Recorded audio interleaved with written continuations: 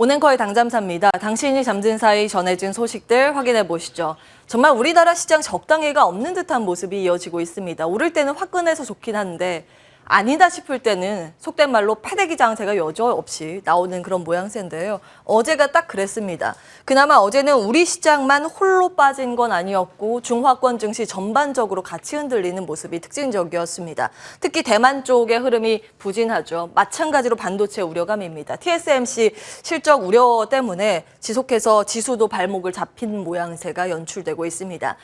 종목별 반응을 봤을 때 크게 두 가지가 영향을 끼쳤다고 보여집니다. 첫 번째 경기 우려, 이로 인해서 원자재 가격이 하락하자 원자재와 맞물린 관련 주식들이 전체적으로 밀리는 모습을 보였었고요. 조선건설, 철강, 정유 등의 경기 민감 섹터가 동시에 부진한 흐름을 보였습니다. 그리고 금리 하락이 좀 반영된 모습 속에서 금융주, 보험주의 약세가 두드러졌습니다. 오늘 시장의 방향을 쥐고 있는 쪽은 삼성전자라고 해도 과언이 아닐 겁니다. 잠시 후에 삼성전자의 잠정 실적 발표가 예정돼 있는데요. 컨센서스는 FN가이드 기준으로 이렇게 맞춰져 있습니다. 영업이익단이 14조 한 7천억 원 정도로 잡히는데 사실 시장이 기대하는 쪽은 8천억 원 정도가 컨센입니다. 이것을 상회하는지 여부가 장중의 흐름을 좌우할 텐데 실적이 나오자마자 반도체 장인이죠. 노근장 센터장 전화 연결해서 자세한 내용, 분석 내용 듣도록 하겠습니다. 우리 시장 그리고 선진 시장, 신흥 시장을 바라보는 외국인의 시선이 아직도 곱지는 않습니다. 전반적으로 국가 추종 지수 보시면 약세 흐름을 보인 것을 확인하실 수가 있고요. 한국 지수가 0.8% 밀렸습니다. 중국, 대만 이런 쪽도 1% 넘는 조정을 보였는데 어제 약세에 따른 반발 매수 유입으로 인해서 지수 선물은 일단은 상승입니다. 시초는 거의 지수 선물을 따라가고 이런 부분들은 이제 외국계 수급에 영향을 미치게 되기 때문에 장중에 외국인 수급 상황 꼼꼼히 따져보셔야겠습니다. 부담은 환율이죠. 달러 인덱스 이제 달러의 가치가 계속 올라가서 이 아시아권 증시가 부진한 흐름을 보이고 상대적으로 유로화가 또 가치가 떨어지면서 지금 달러만 좋습니다. 그런 흐름들이 지수에 영향을 미치고 있는 상황입니다. 그나마 어제 환율이 또 급등을 했기 때문에 오늘 NDF 역외 환율에서는 어제 종가 대비했을 때는 한 3원 정도 하락 출발 예상이긴 합니다. 다음 보실까요? 자, 이제 미국에서 중요한 변수 남아있는 게 한 두 가지 정도 있습니다. 지난번에 말씀드린 화면인데요. 8일 고용보고서 그리고 물가지표 이 두 가지가 이번 달 가장 중요한 포인트라고 말씀을 드렸습니다. 내일 발표니까 이를 대기한 매물들이 미 증시 간밤 초반에 좀 출회가 되는 모습이었습니다. 그나마 6월 FOMC 의사록이 이날 공개되면서 지수가 상방으로 방향을 튼 모습이 특징적이었는데요. 다음 보겠습니다. 의사록에서 사실 특별한 내용은 없었습니다. 그렇지만 일단은 그 연준의 의지를 재확인했다라는 데에 시장이 그 저가 매수세가 유입이 되면서 오르는 모습이었습니다. 나스닥 지수가 0.35% 강세 흐름으로 마무리가 됐고요. 다우와 S&P 500 지수, 3대 지수 아주 모처럼 만에 나란히 상승권 유지를 했습니다.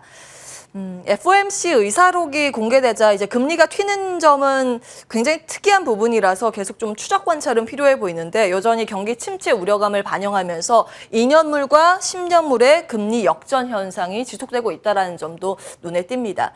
일단은 의사록에서 어떤 내용이 나왔는지 정리를 해보겠습니다. 연준의 의지를 확인을 하긴 했는데 다음 화면으로 정리가 되어 있습니다. 경기 하방이 거세도 그래도 경기 당분간 어느 정도 잘 버틸 수 있는 수준이라는 코멘트. 물가 둔화 압력이 커지긴 하겠지만 그 물가도 앞으로 어느 정도 높은 수준, 절대적인 수치는 유지가 될 거라는 코멘트였습니다. 그리고 이에 따라서 긴축 기조 우리 바꾸지 않을 거다. 강한 긴축 필요하다 이런 것들을 언급했습니다. 연준의 이제 신뢰 문제이기 때문에 그런데요. 어쨌든 이 WTI 국제 유가가 하락세가 연출이 되고 있다라는 것. 간밤에 또 1.38% 추가 하락이 되면서 이제 100달러 밑으로 내려간 모습이죠. 이런 것들을 봤을 때 이 연준의 의지가 물가 컨트롤하는 능력이 조금 되는 건 아닌가라는 이런 기대감으로 또 해석이 되는 부분들 일정 정도 시장에 반영이 됐다고 보시면 되겠습니다. 종목별 반응도 보실 텐데요. 자, 히트맵입니다. 이날 전체적으로 특이한 부분이 앞서서 이 국채 반응도 의외라는 말씀을 드렸는데 종목도 마찬가지입니다. 에너지주의 약세는 당연히 유가의 하락으로 영향을 받는 모습이었는데 기술주, 일종의 성장주라고 불리는 이들 종목이 올랐는데 시장 방어적인 성격을 가지고 있는 뭐 유틸리티나 헬스케어 이런 쪽도 같이 올랐다라는 게 하나의 특징입니다. 방산 섹터가 같이 올랐습니다. 방산주도 모처럼 만에 상승부를 켰다라는 점 눈에 띄는데 특히 음식료하고 이 제약바이오 섹터에서 52주 신고가가 이날 속출해서 그 내용 따로 정리를 해봤습니다. 지난번에 이제 1112 차트를 통해서 그 흐름 좀 정리해드린 바가 있습니다. 이 장세 속에서 지속해서 상승세를 시현하면서 52주 신고가의 움직임을 나타내고 있다는 점입니다. 차트가 잘못 나왔네요. 이게 일중 그래프가 나와 있는데 1년 데이터 차트로 보시면 우상한 곡정이 뚜렷하게 나오고 있다는 것을 확인하실 수가 있습니다. 이뿐만 아니라 이 안에서 또 섹터에서 눈에 띄는 상승세를 시현했던 종목의 상승세를 좀 기입을 해봤습니다. 이때 같이 말씀을 드렸던 내용은 그때 화면 내용인데요. 방어주 찾기에 시장 주목하는 건 아닌가라는 연결고리 측면에서 국내에서 같이 움직이는 쪽 음식료 섹터, 엔터 섹터, 제약 섹터 말씀을 드렸습니다. 방어주라고 하면 경기가 아무리 좋지 않아도 우리가 지갑을 열어서 그 제품을 살 수밖에 없다라는 것을 의미하는데 아무리 돈이 없어도 안 먹을 수는 없기 때문에 그런 의미로 음식료가 방어주에 포함이 되죠. 그리고 이제 제약 쪽도 아무리 돈이 없어도 아픈 거를 계속 참고 있을 수는 없기 때문에 약은 살 수밖에 없기 때문에 일반적으로 제약도 방어주에 포함이 됩니다. 그런데 요즘 새롭게 이런 논리가 떠오르고 있습니다. 팬덤 문화라는 것이 아무리 돈이 없어도 우리 언니 오빠들, 우리 아티스트를 위해서 돈을 열고 어떠한 굿즈를 사고 투자를 해야 하는 것을 멈출 수는 없다라는 관점에서 엔터테인먼트 쪽이 일종의 방어주라는 분석도 있는데요. 최근 주가의 반응도 좋습니다. 잠시 후 자리 옮겨서 투자 의견도 따로 확인을 해보겠습니다.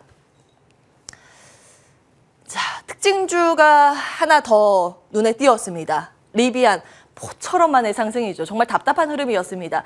그동안 리비안 전기 트럭 제대로 만들 거 있는 거 맞아? 라는 이제 양산에 대한 우려가 컸었는데 일종의 그를 불식시키는 데이터가 나왔습니다. 차량 인도 4배 증가했다라는 게 2분기 데이터 수치로 나왔는데요. 뭐 절대적인 수치가 아직 뭐 많은 건 아닙니다만 그래도 만들고 있구나라는 그런 데이터가 잡히면서 리비안뿐만이 아니라 루시드도 같이 이제 양산에 대한 우려감으로 주가 눌려 있었던 이들 세컨 티어들이 오르는 모습이 특징적이었습니다. 다만 이제 탑 티어들 쪽에서는 주가 반응이 좀 부침이 나타나고 있다는 점은 체크해 보셔야겠습니다. 다음 보겠습니다. 최근 배터리 관련해서 논란이 좀 거세게 나오고 있죠. 첫 번째에서 세 번째까지는 지난주 이 노이즈 정리를 해봤는데요. 유럽 내에서 전기차 판매량이 좀 감소하고 있습니다.